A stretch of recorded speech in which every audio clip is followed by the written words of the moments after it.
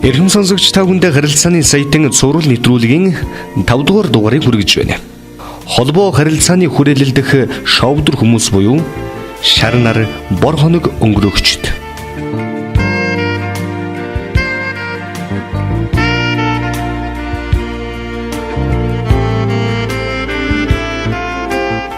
Өнөөдрийн нэвтрүүлгээр бид холбоо харилцааны дагваргын 4 дахь хамгийн сүүлчийн захын хүрээлэл, тойрогт багтдаг гавьяач байгуулдаггүй, гайж тардаггүй хүмэгддэг шовдөр хүмүүсийн талаар хүрэхээр бэлтгэж байна.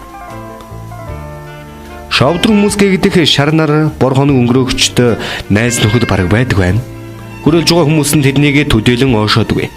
Өөрийн гэсэн тодорхой байр суурийг хамт олонны дунд эзлээгүй, байгууг нь мэддэггүй учраас шовдөр хүүхэд гэж хэлж болно. Тэр бидний дунд байж л байдаг. Аливаа арга хэмжээнд хүрэлцэн гэрж оролцохдоо тухайлх юм бол хэн нэгний төрсөн өдөр хурал цуглаан, урлаг спортын уралдаан тэмцээнд хөндлөнгөөс харж ажиглаж яваад явхаас биш тодорхой үүрэг гүйцэтгэдэггүй байна.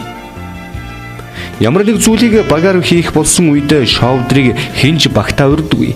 Хүний тоо дутвал тэгшхэн болох гэж л дууддаг. Бус тохиолдолд ганцаараа үлдэх нь олонтаа. Шар нар бор хоногийг өнгөрөөгчдөөс гадна холбоо харилцааны хүрээллээс гадуурхагдан тойрогт багтдаггүй үгээгүйчүүд гэгдэх хэсэг хүмүүс байдаг. Та бүхэнд наяахын талаар ярмаар санагдлаа. Наяах дарга байхдаа албан тушаал, эрх мэдэл, мөнгийг мөнхийн юм шиг бодож удирдлаганд нь байгаа хүмүүсийг үг хэлээр доромжлох, тэр бүхэл ажлаас нь элдв шалтгаанаар хөөж гаргах асуудал бишгүй л нэг тохиолдож байсан ч хизээч тэдний оронд өөрийгөө тавьж тэдний эдэлж байгаа сэтгэлийн зовлонг ойлгодог нэгэн байсан юм. Өөртөө усны тусламжид адилхан 2 охин гаргаж өгсөн их нэртэй хүртэл 40 гарсан хойно нь орхин залуу хүүхэнтэй суусан билээ. Гэтэл алг ярен энэ хорвоод хүн үргэлж өөдрөг сайхан явдгүй юм билээ. Инх сансан газар 9 хоног хоосон гихчээр наяах өндөр албыг төдийлөн удаан хашсангүй.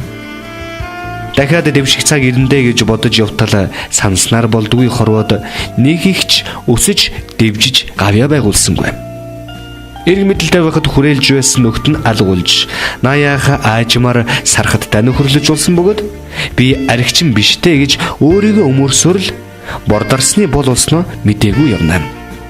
Нэг л өглөө залуу өхнөр албан тушаалгүй, эрх мэдэлгүй, мөнгөгүй, найз нөхөдгүй болсон нөхрөө хайж явхад наяах гахаа явган нохой нүцхэн үлдсэн түүхтэй юм.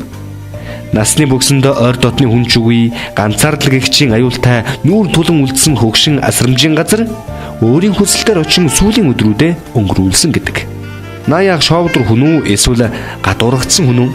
Юу энэ хүнийг ийм байдал хүргэв? Та бүхэн бодож нэг өөртөө нэг хариултыг өгөөрэй.